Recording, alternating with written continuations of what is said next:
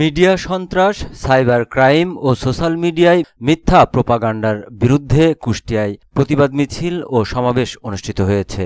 শুক্রবার বিকেলে x forum huts Haripur ইউনিয়নের আয়োজনে কাবিল মোড় থেকে প্রতিবাদ মিছিলটি বের হয়ে হরিপুর বাজার প্রদক্ষিণ করে শেষে সংক্ষিপ্ত সমাবেশ করে।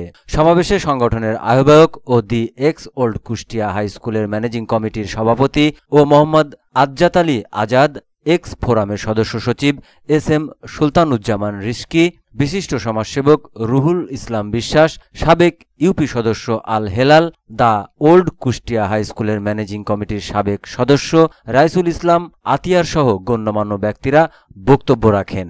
এ সময় বক্তারা মিডিয়া সন্ত্রাস, সাইবার ক্রাইম ও সোশ্যাল মিডিয়ায় মিথ্যা প্রোপাগান্ডা ছড়ানো থেকে বিরত থাকার আহ্বান জানান।